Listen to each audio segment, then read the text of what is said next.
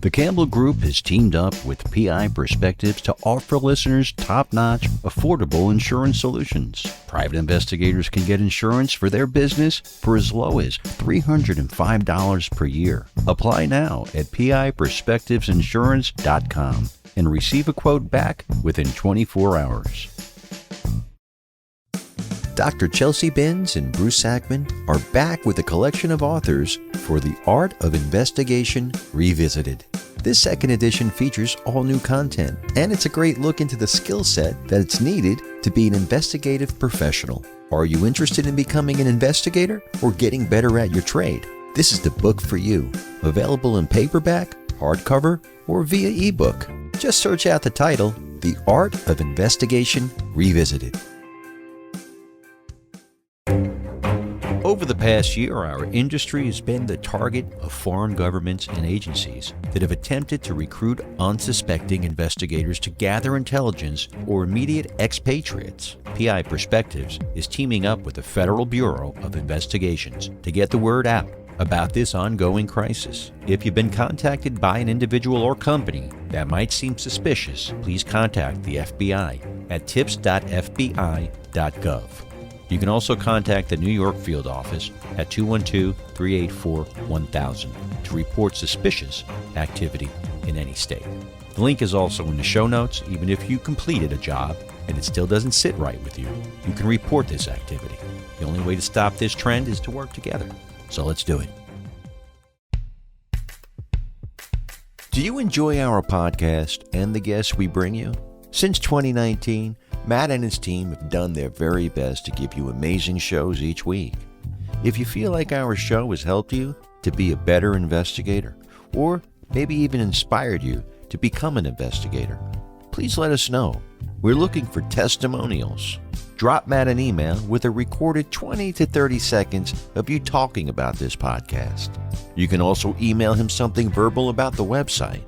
His email is matthews@satellitepi.com. And if you really feel blessed for having this content, consider supporting Matt and our show by joining Investigators Toolbox. You really have to see version 2.0. And at just 49 cents a day, it's a no-brainer. Now let's jump in to this week's episode. Welcome to this week's episode of PI Perspectives. Today's a special show. We start part 2 of a 3-part series focusing on the art of investigation revisited. This is the second volume of an amazing collection of investigators who each write a chapter on the characteristics it takes to be a successful investigative professional. The book's the brainchild of Dr. Chelsea Binns from John Jay College of Criminal Justice and celebrated investigator Bruce Sackman. On each show, we focus on several of the chapter writers. So let's go to our first segment. Here's private investigator Matt Spaier. And welcome everyone to the next segment of PI Perspectives, the Art of Investigation Revisited. This is a series where we're interviewing some of the authors of a fantastic book put together by editors Dr. Chelsea Binns and Bruce Sackman. Today we are here with Ed Ajaeb from Nighthawk Strategies. And Ed had the pleasure of writing about ingenuity. Eddie, how are you? Good. Thank you, Matt. Thanks for having me. Yeah. You're no stranger to this program. We've done a bunch of episodes with you, but it's been a while since we've chatted. So what's new? What's going on? Well, not much. I mean, I'm very excited for the book to finally be out. It was a really interesting process to be able to write this chapter and then read all the other chapters that the other fantastic authors wrote and see how they all came together. So I was really excited for that, and I've also been busy with a lot of conferences that we were just chatting about. A lot happening on the national legislative front. So keeping busy on a lot of fronts there. Yeah, you hold I think the secretary position in NCISS, right? Yeah, currently the vice president. That's right. You moved up. I'm sorry. Yeah, I forgot. Yeah. Apologies to Ms. Torres, who's in your place. So I don't know if I'm coming or going these days. Yeah, it is what it is. Yeah, so NCISS, a lot going on with that, obviously. But let's talk about ingenuity, because that's what you wrote about. So tell me what your thought process was in going in to write this chapter.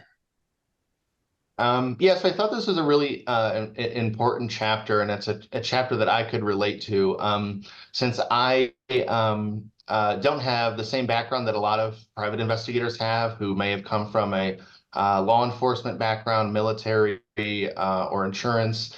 I came from a paralegal background, where I kind of got to see up close and personal what how lawyers craft cases and that sort of thing. So to me, kind of coming up in that sort of background, as well as learning a lot of technological tools and social media tools, I thought ingenuity was a really appropriate chapter for me to explore. So ingenuity is basically your ability to think imaginatively, to creatively solve problems, and to get around challenges in new and unique ways. So ingenuity, of course, is a really important quality for investigators, because not every investigation is the same, and an investigation that you do today might be different methodology wise in a couple years from now. We may have different resources, we may have different obstacles, we may have different challenges to face. So being able to constantly adapt to that, and to re-strategize, and to have that ingenuity, I think, is really important for a successful investigator. Yeah, it's definitely one of those things that's you either have it or you don't. And I think those of us that are successful in doing this type of work learn how to think outside the box Mhm. a lot sooner, right? You got to adapt and change, and you almost have a fiduciary responsibility, right? As someone who's collecting a fee for doing research, to have that spirit of approach, right? You can't just, oh well, yeah, I checked this one thing, I didn't find anything, so there's probably nothing there, right? Like Right. that's not going to cut it. That's not going to make your report look too good, or anything like that. You got to be creative with how you do things, and it could be a number of things, right? It could be creative in research, it could be creative in pretexting, not breaking the law, and creative in how you market your business, creative in how you try and reach a broader scope of people, to let them know you're out there doing what you do, or creative in a way like maybe you offer your services to other investigators, right? Which is something that you've done, and you've made a good living out of it. Something to supplement your own clientele and all that. You actually do work with other investigators, right?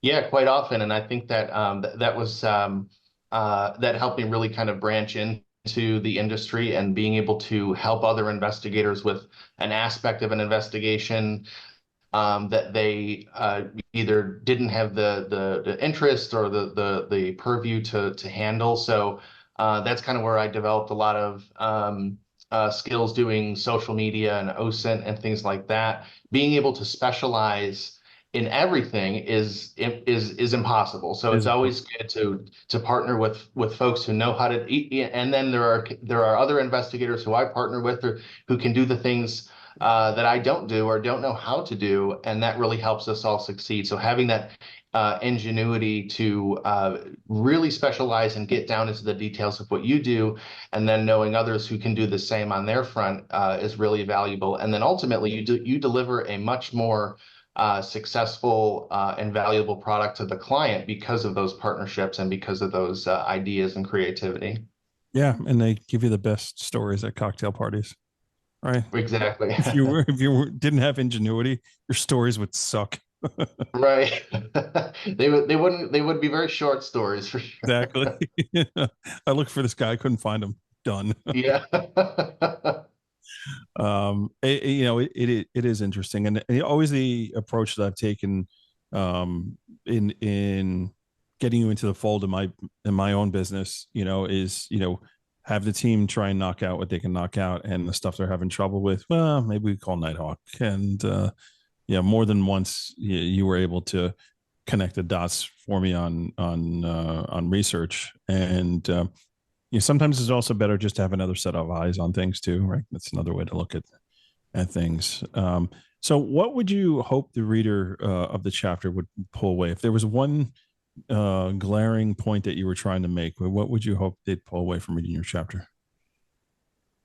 Well, I think it's like you were mentioning, if you hit a dead end and if you're looking for someone or you're doing a background investigation and you hit a dead end, really that's the time for an investigator who has ingenuity to really shine. And that's kind of where the rubber meets the road when it comes to being a great investigator is knowing how to navigate those challenges when you hit roadblocks.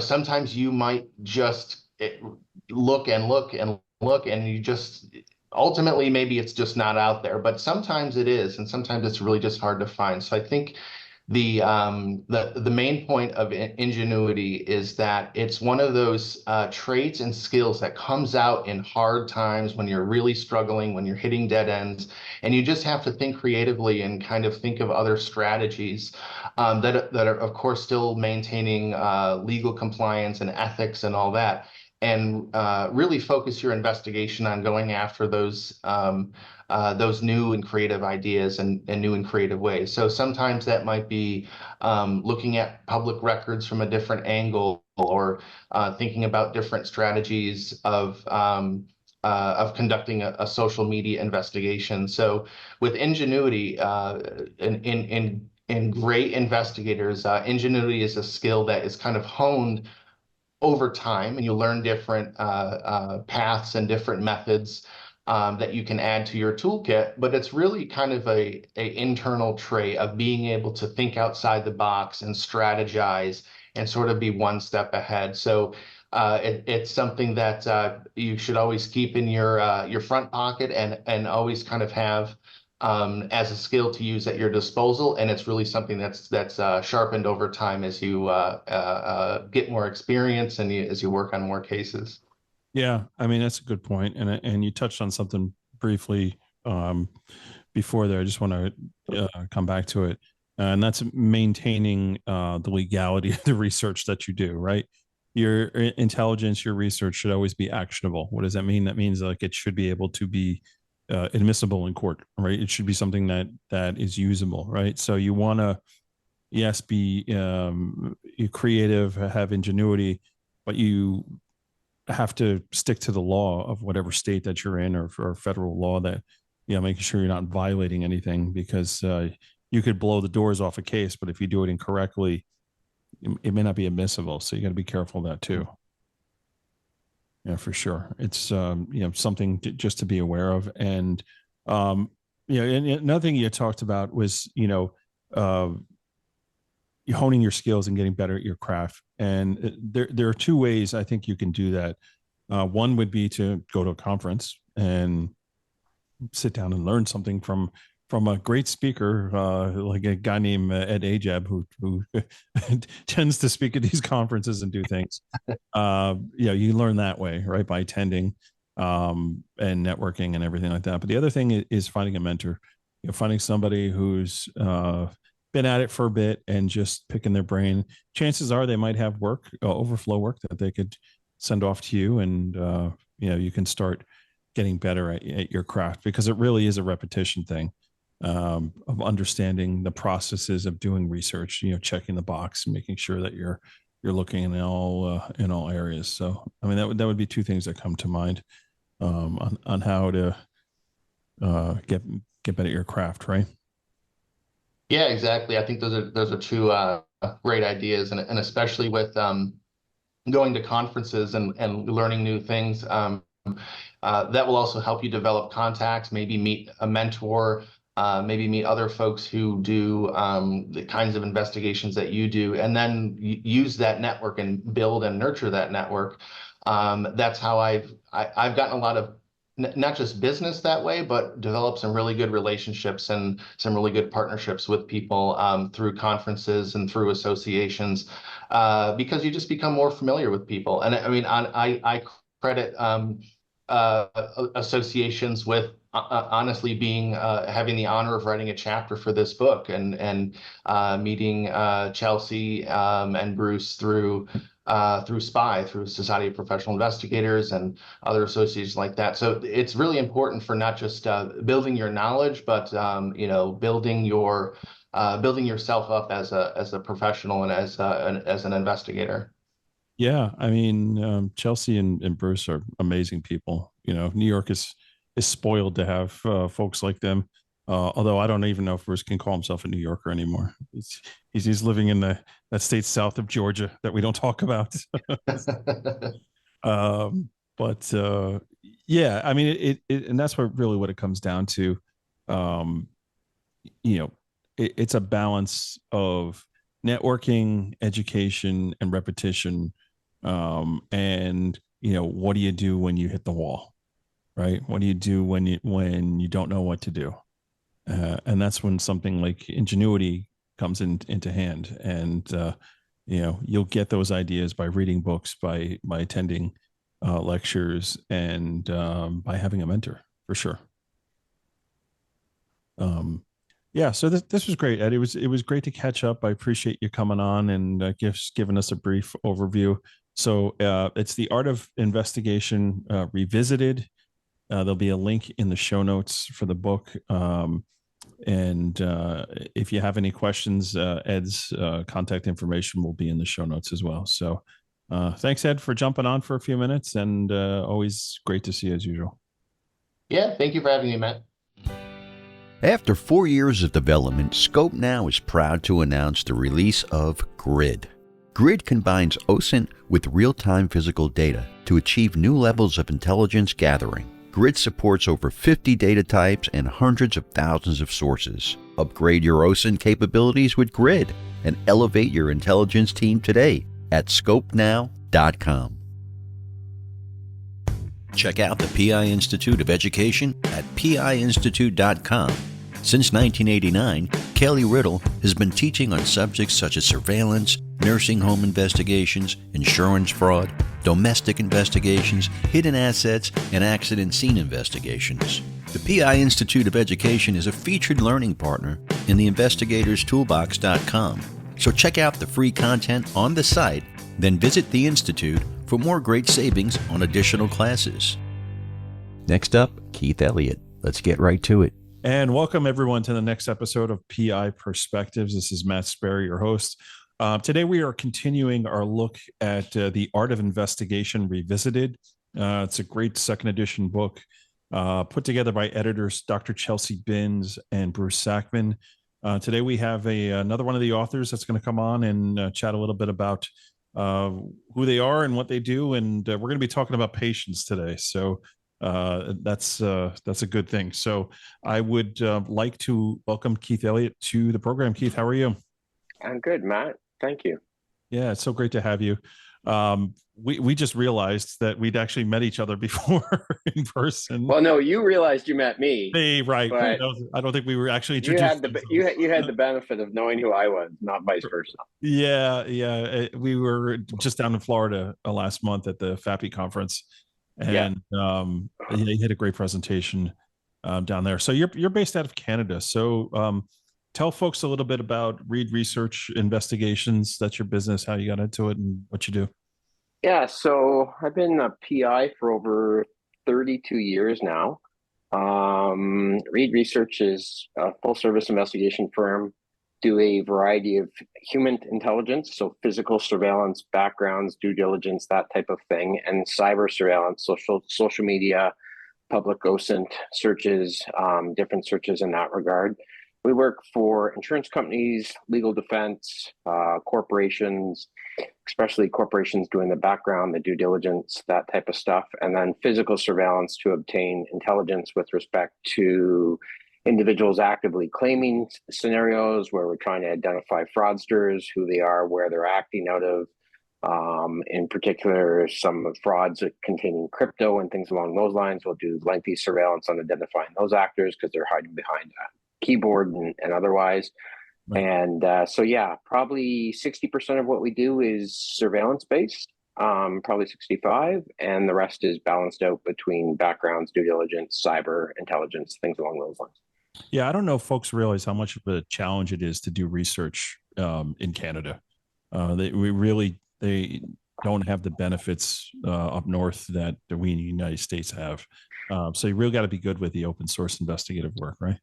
Yeah, and there's a ton of privacy concerns. You can't just look anybody up as well. Like I have clients, we don't have a lot of private sector clients. First of all, I'm not interested in that business. Typically not big repeat business or whatever. I'd rather go after the corporate and insurance work. But you can't just randomly look at people and dive into their background. You have to have a permissible purpose.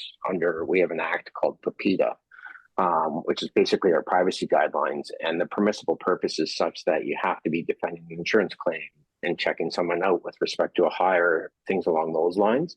And so that's there. But then we don't have the open source databases. We don't aggregate the data like you guys do, where you can just go to one stop, pay a prescription and a subscription, and ultimately go and acquire a variety of information from people that's been aggregated by whoever. A lot of that's locked down. We don't have access to that kind of stuff. So everything's individual. You have to be authorized to access certain information and otherwise, and it's not easy. Even acquiring information from the courts is not something you can do online. You have to physically go to the courts, pull the records, property tax records, same scenario. Yeah, and break it down a little bit further. You start talking about different areas of the country, right? You're dealing with different rules at different parts. Like you would think the U.S. is pretty much covered by everything. Not so much in Canada. The way you do things in Vancouver and the way you do things in Toronto are completely different, right? Yeah, our default is typically by provincial standards, not by federal standards. So jump from Quebec to Ontario, night and day difference with respect to how you can approach things, what you can do. They're not even fans of surveillance. They have even deeper privacy, similar to the GRDP. And they follow the European model on that. And then, it's all depends on how segregated it is. And the size of Canada is massive too, right? Like east to west, third largest country in the world by geography. And so that spans a lot as well, wherein you're dealing with those geographical issues. So.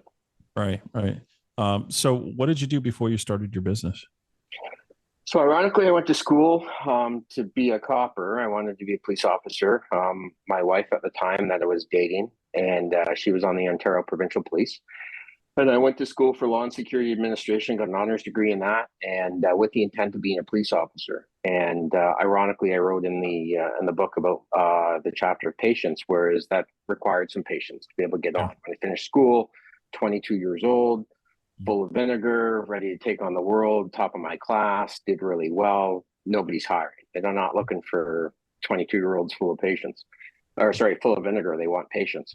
And so had to transition. I thought, okay, what am I going to do in the interim? And I stepped into the PI world while I was still in school. I was floor walking, catching shoplifters, and doing undercover plainclothes stuff, looking at those pieces, and ultimately just kind of started doing the undercover piece along those.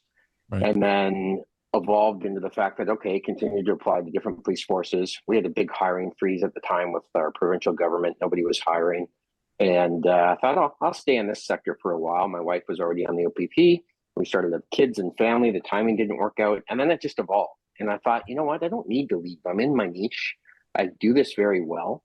And I found my flow to it. And then so dove into surveillance and backgrounds and investigations, did that for upwards of 20 years, and then partnered in with Reed Research 15 years ago now. And then back in 2019, took over the company as CEO. So I own the company and run it day to day. We have about, I think 24 investigators at present right now across the province, doing a variety of things. That's amazing. And that's the thing, because we look to be like children of the 80s, you and I. And that's just the way it was when we were getting out of college. They're like, you get hit with these hiring freezes. I had a very similar story in New York City, where I had a job lined up and the job offer was actually rescinded because of budgetary reasons. And it's like, okay, well, what do I do now? And I ended up doing the similar thing, private sector. I was taking exams for other law enforcement positions around the country, and I just simply wasn't getting called for interviews. And I was scoring well. I was scoring in the mid 90s on these tests. But Ironically, Matt, we had the exact same story because I actually got hired by London City Police, which is a suburb 2 hours west of Toronto.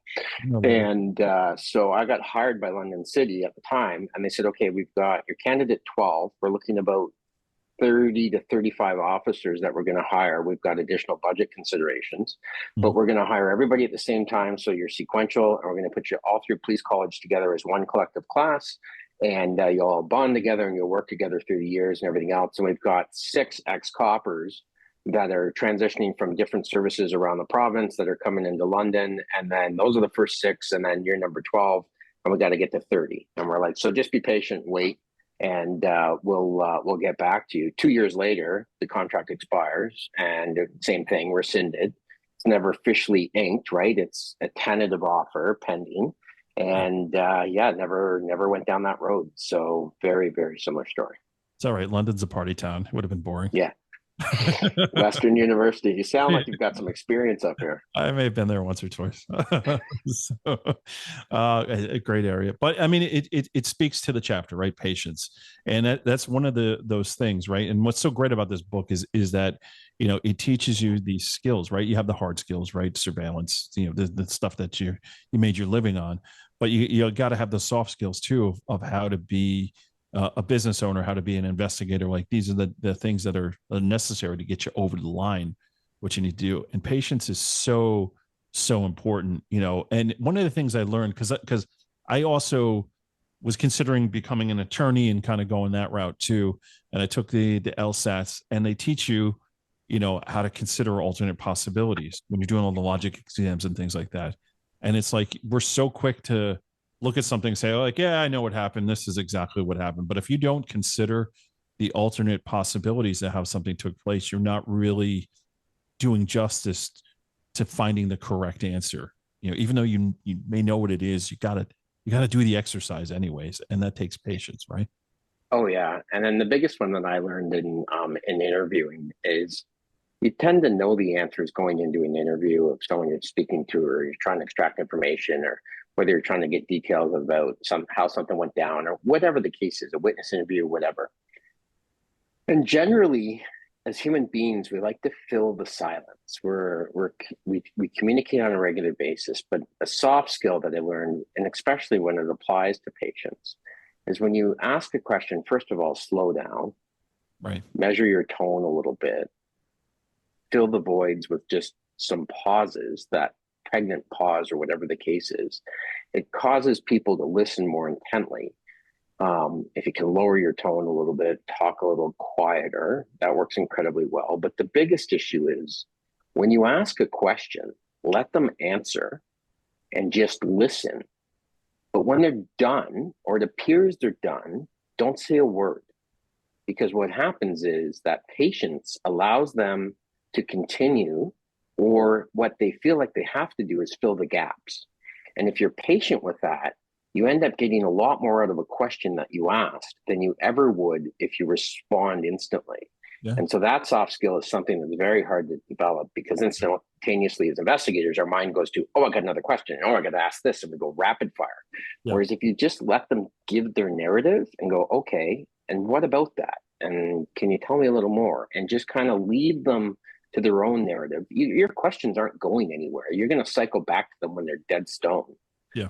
Quiet. But if you pause, they feel like they have to answer that question. And especially if you're doing something that involves questionable activities, fraud, criminal enterprise, or whatever, they're just nervous, and that nervous energy is going to fill the void. So that patience is really important in that aspect. I think you're so right with that. The great John Hoda, who's the PI coach and has been around forever.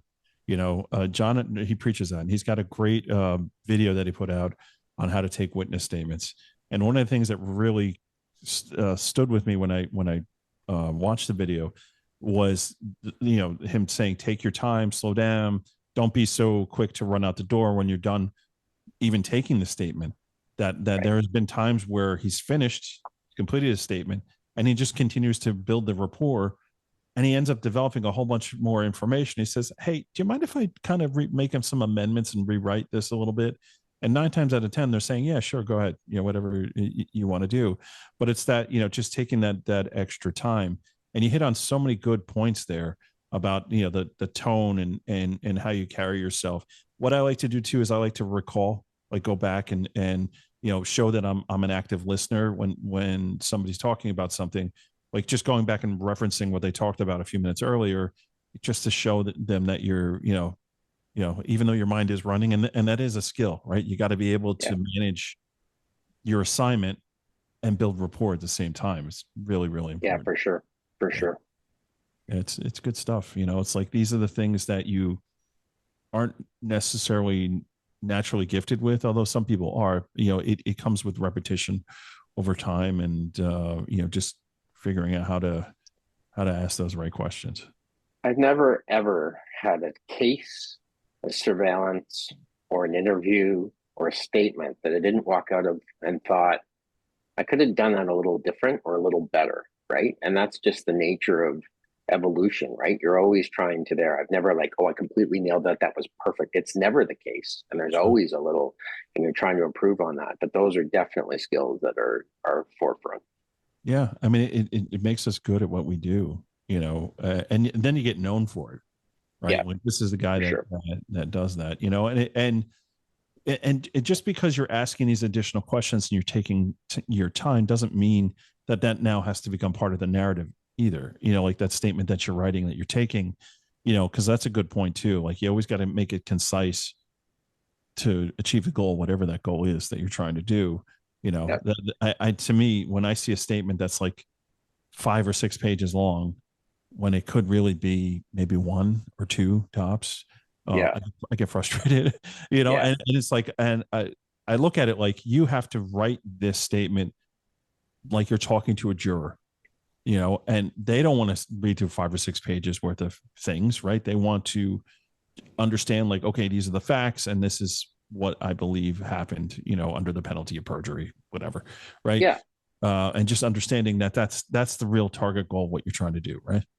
So to that point, like, one of our company models is actionable intelligence. And so I often use that when I'm presenting, whether it's for the Association of Certified Product Examiners or a different FAPI or whatever. I always talk about that we need to act on actionable intelligence. And how I always define that is, it's relevant and legally obtained information, but refined to suit the needs of your investigation, right? You have to focus it accordingly. If there's a lot of noise and chafe that isn't relevant to it, it's your job as the investigator to filter through that, not put it in your statement, not necessarily put it in your report, because it's not relevant to the matters at hand, right? Like, you need to filter it. And your notes are going to contain those contents, or if you're recording it or whatever the case is, it's all there. You can cycle back with it, but you need to keep that focus, because that's why you're being hired by a client to do a specific task, is they're looking towards that specific thing.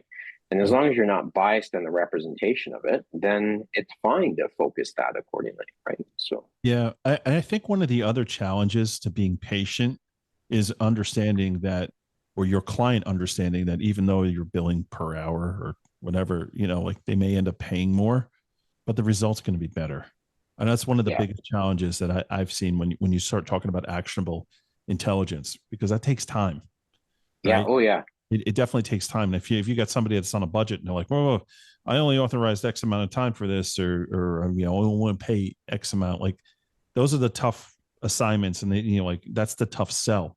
Understanding that, if you want this done properly, where it's usable, you're going to have to spend a little more to do this, right? Well, if you think of a triangle, 3 sides: time, scope, cost.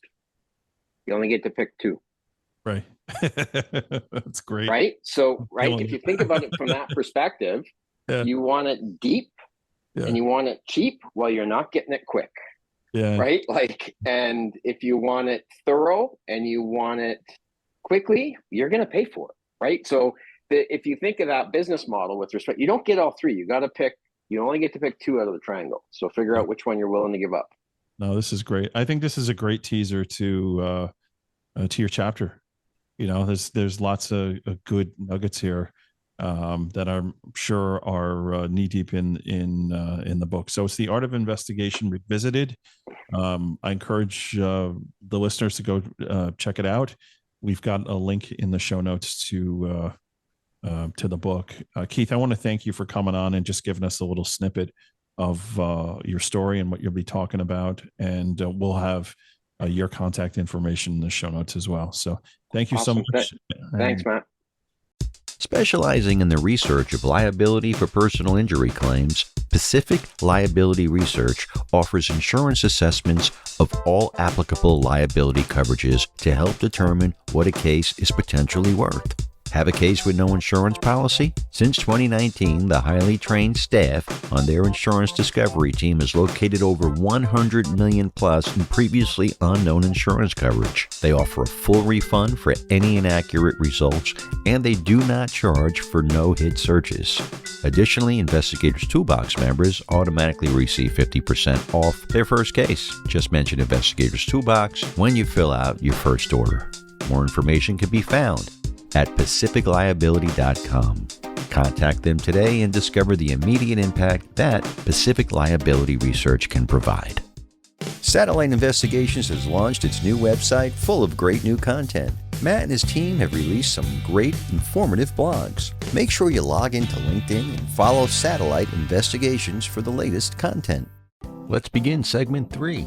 This episode has been packed with some great info. Next up, we have Ryan Sakacs. Ryan's an attorney and not an investigator. The guys discuss why professionalism is so important to an investigative skill set. Here's Ryan and Matt. Welcome, everyone, to the next segment of PI Perspectives. We're doing a segment here on the art of investigation revisited. We are here with our next author, a fellow New Yorker, which is kind of cool. I always appreciate speaking to somebody who speaks my language. I want to welcome Ryan Sakacs to the program. Ryan, how are you? I'm doing great. Thanks so much, Matt. Yeah, thanks for taking the time to come on and chat about your chapter and your experience in being involved in this amazing book. Just putting forth a product that someone who's either looking to get into investigations or studying in school or doing whatever, just gives that leg up of the skills that you don't read about, that you're not really told about, that are very, very necessary for being an investigator. And your chapter was on professionalism, which as a business owner, I can completely relate to that. But before we get into all that, why don't you tell folks a little bit about your background and how you got to where you're at? Sure. So I'm a former assistant district attorney. I graduated law school in 2005 and was soon hired by the Richmond County DA's office. That's the Staten Island DA's office for you non-New Yorkers.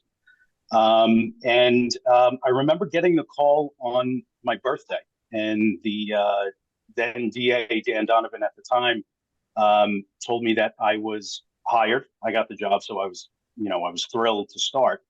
And it was a Friday, so he told me on Monday, show up to report to Special Narcotics in Manhattan. So I didn't know what the office was. I'd never heard of it. So I really didn't know what I was in for, but I was excited.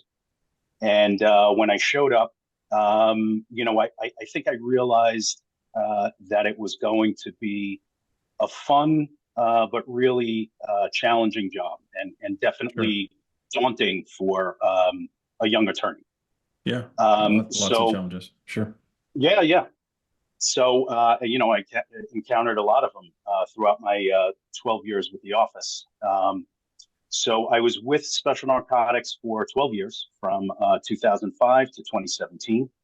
I was then appointed by Governor Cuomo as counsel to the New York State Athletic Commission, which regulates all boxing and MMA events throughout the state. So as a lifelong huge sports fan and somebody who actually went to law school to be a sports agent, it was sort of a dream job. Oddly, a dream job that I only stayed at for a year. Right. I then worked as special counsel with Casowitz Benson Torres, which is a national litigation firm. Then in 2020, I was off on my own. I started a consulting firm soon after that with my partner, Richard Washington. And I am currently legal counsel to the Tunnel to Towers Foundation. Right. Right. And that's an awesome foundation. And for those of you that aren't aware of that foundation, or aren't from New York, that is dedicated essentially to survivors of 9/11 and supporting family members that have lost loved ones, Yes. or those who are currently sick because of exposure down at the wreckage of the Twin Towers. It's a great organization, really, really awesome. So you've had a career. So you've worked private practice, you've worked for government agencies, and let's dig into the whole professionalism thing, because there's different angles there, where your professionalism has to be there, but maybe a little bit different when you're talking about working for a government agency as opposed to working in private practice. So tell me a little bit about the differences there. Sure. I think like you said, there are different challenges. And, the stakes can be different. I think when you are a prosecutor, you recognize that every case has the potential to result in someone's incarceration, maybe even separate them, that person, from his or her family. Right. So, it's really important to employ professionalism, not just as a prosecutor, but as a defense attorney as well. Sure. And I did have the opportunity to take on one case as a defense attorney. That was a couple of years ago, and I really just did it as a favor to a family friend. And I think it was in that experience that I realized, once you're out of the DA's office, you acknowledge, you get to see the awesome power of the prosecutor to really impact people's lives. Yeah. So it was intimidating to be on the other side. That case ended in a dismissal. So I think at this point I'm retired from defense attorney work, undefeated, and I'll keep it that way. All right, champ. Yeah. Way to go. But also, great. Yeah, sorry, Matt. So, but also, when you work in private practice, it's a different kind of work, because, you report to a client, right? Sure. You work for a client. And even if it's work as a civil attorney, for that client, it's really the most important matter in their lives. So, absolutely. Yeah. 100%. It's always going to mean more to the client than, because of the ramifications of it.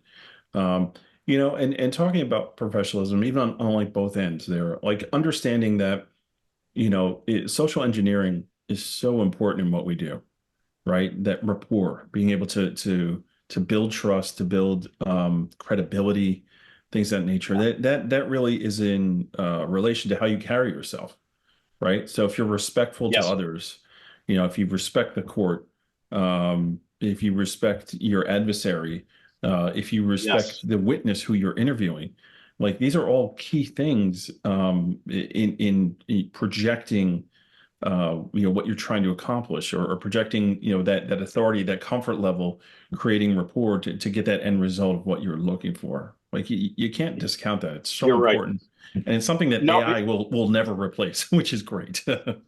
Yeah, you're right. And those, I think, are some of the soft skills that you develop, or hopefully develop, because it's really a formula for success as an attorney. Right. Building a reputation through integrity. I always had a very strong rapport, I think, with the defense bar. I respected their job. Also with judges. So I think I did my best.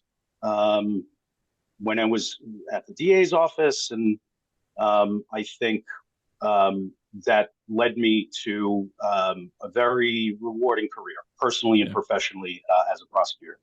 Yeah, what's funny is in those arenas where you are, right? So you've got the attorneys being incredibly professional with one another, but sometimes you'll get like a judge that's not so professional, especially as you Yeah, go yeah. higher up the chain and you start getting to the little fiefdoms of Oh, of yeah. someone's court, but that's a booby trap. Like that is definitely a landmine that you don't want to step into, because I've been in federal court, man. I have seen tyrants, and I've seen like the Oh, yeah. way that the attorneys have handled those tyrants or those outbursts, and figuring out how to, okay, I still need to achieve what I need to achieve.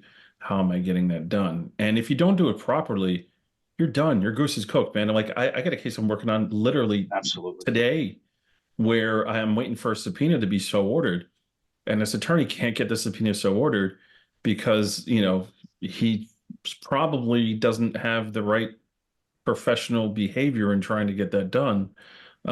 Yes. And sometimes it's the attorney, sometimes it's the clerk that you're dealing with, and maybe that Oh, clerk is yeah. not being professional, Right.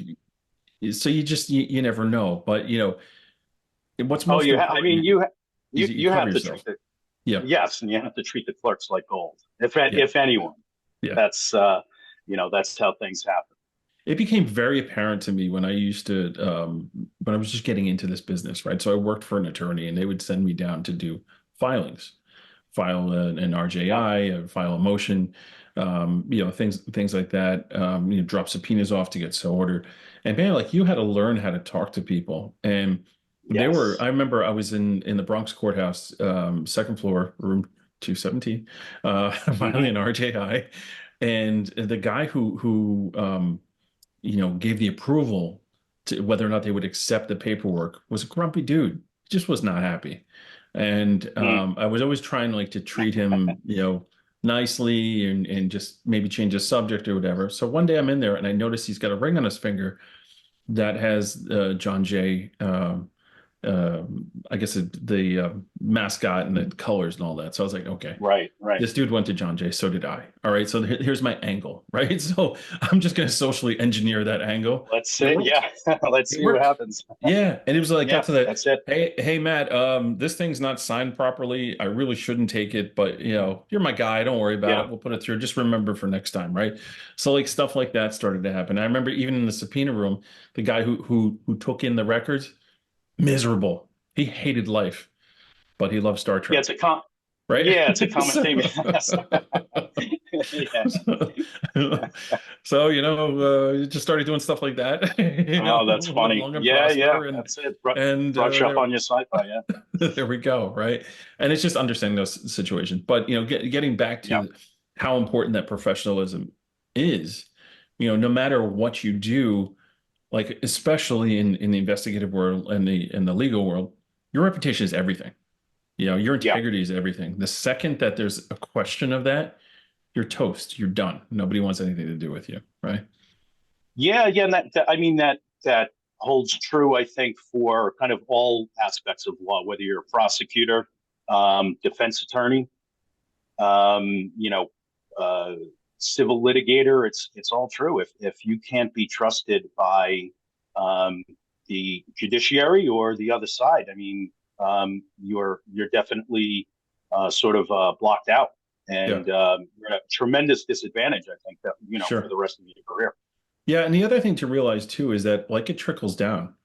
Like you could be the guy in the mailroom and understand that you're Yes. representing whoever it is you're working for, right? So your attitude, your professionalism needs to be there, right?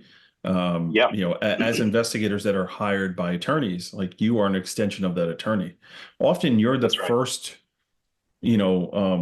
exposure that they have to that attorney. So like on the plaintiff side, if you're going out and you're meeting with a potential new client and you're trying to get them to retain whoever you're working for, like being Right. incredibly professional, showing up in a suit like back in the day, right? Suit, tie, Right. nobody wears Yeah. ties anymore. Right. But I was thinking about it, but yeah, I think yeah. those days are over. Yeah. Yeah, exactly. My neck says thank you, Yeah. so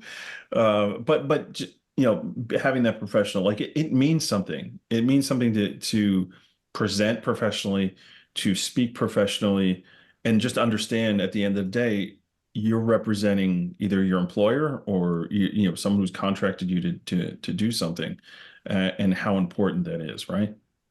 That's right. Yeah, when you're at work, you're on the record at Yeah. all times.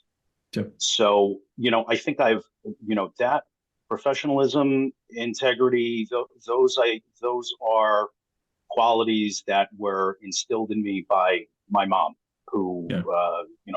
raised three boys on a very modest New York City public school teacher's salary, and worked night school, worked summer school, and she even hired me as one of her teachers Yeah. before I started law school. So, Well, no matter what job I had, whether it was a high stakes job like the DA's office, or something when I was younger and seemingly inconsequential, like I was a landscaper at a grass cutter at a cemetery.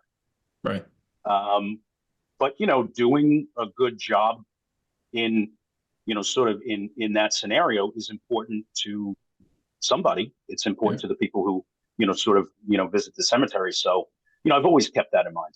Yeah, absolutely, 100%. And I think the other thing that you have to realize, and this was something that, you and I are of a certain age, we probably didn't have to deal with that so much when we were younger, is social media now, right? I've Oh, seen yeah. so many people ruin their careers because they want to get on Twitter, X, whatever the heck you want to call it these days, and they just Yep. start spewing out stuff, right? And they start opinions, they start talking about like politics on something like LinkedIn, which you don't do that, right? LinkedIn is not a place to go and Yeah. go for the donkeys or the elephants, right? You just don't Yeah. do that. But I've seen it happen, and newsflash, Yes. like that's not Increasingly with professional. right. It's not Increasing. professional. Yeah. Increasing frequency. It's very disappointing when I see those sort of posts. Yeah. Um, and I'm really either I guess a unicorn or a dinosaur. I've never had social media. No, good Never for you. had. I think I had Facebook for about a month, and then just didn't like it, didn't understand it, didn't see the value in it, and didn't see the appeal. Never had Twitter, or Instagram, so I'm only Yeah. on LinkedIn. That's it. Yeah, there you go. Yeah. But just understanding like those are the landmines that are out there too. Like don't get baited Yes. into that. And I've seen people trying Yes. to bait one another, Yeah. especially when you talk about like contentious election related stuff from back Oh yeah. 6 years ago, No. 7, 8 years ago. It's just No, that's right. nonsense. Like I will not talk about that. I will not do any of that. But I've seen people like they fall into that trap. And Yep. newsflash, not professional. Nobody wants to hear it. No, Nobody not cares. no, not at all. I don't think the general public, um, potential, prospective clients. Nobody needs to know where you land on every issue. Yeah, That's unrelated to your job. absolutely. You can keep So some stuff to yourself. yeah, definitely, definitely. So what would you hope the reader, someone who's getting through your chapter, what would you want them to walk away with that like, hey, wow, I pulled this nugget out here. This was important and I find completely useful. Yeah, I think the case that I describe in the book was a really unique experience during my time at the DA's office. I essentially I directed a long-term investigation, which resulted in the indictment and prosecution of a drug trafficking organization. Okay. And there were a lot of defendants, maybe 20 to 30. And I ended up doing the job of the defense attorney, in a sense, in exonerating one of the defendants who was charged. And it was different because I hadn't done that as in my role as a prosecutor. Right. But here I am trying to poke holes in my own case because I did at some point, based on, some of the statements and representations of the defense attorney and the defendant, I said, well, let me see if they have a point here. So it was frustrating because they gave me no help and no direction. So I had to take it upon myself. And being a prosecutor is not about, despite what a lot of people think, it's not about putting someone in jail. That's what we think. The defense attorney gets you out, keeps you out of jail, and the prosecutor puts you in. In this case, just like every case, the prosecutor is uniquely situated in the criminal justice system to representing the people. The people and the defendant. Yeah. To add as an advocate for the truth. Mm-hmm. That's a great way to look at it. Definitely. Yeah. I think that's, it's not about your conviction rate or any of that. So it's really about doing the job to the best of your ability every day, despite distractions. And, we're all not at our best every day. So, I think if I had any advice for young investigators, it's to identify and embrace your process. Sure. People work differently. Some people can kind of sit down in front of a computer and really just work and type all day long. I'm not one of those people. I never have been. Right. So it's all about how you put yourself in a position to to excel. Right. Awesome. Well, I think this is a good place to tease it, right? You've heard a little bit about it. Now go and get the book and read it and learn more and go check out the whole story. So, Ryan, thank you for coming on and chatting a bit about this. So it's The Art of Investigation Revisited. It's Dr. Chelsea Binns and Bruce Sackman are the editors.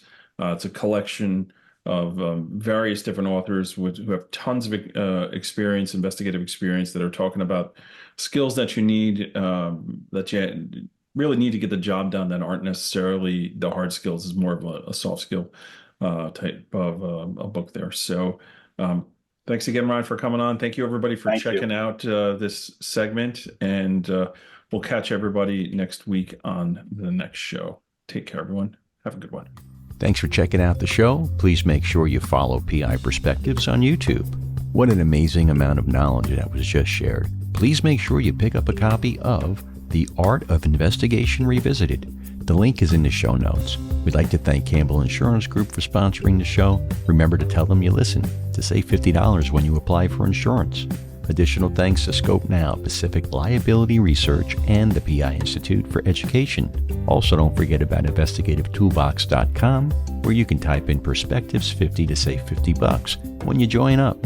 Follow Matt and Satellite Investigations on LinkedIn. And if you have a question or a comment about the show, you can email Matt at matthews@satellitepi.com. And you'll find him on Instagram, LinkedIn, and Facebook. He's always looking for feedback to bring you the best shows possible. And we'll be back next week with a new show, so make sure you tune in and stay safe out there.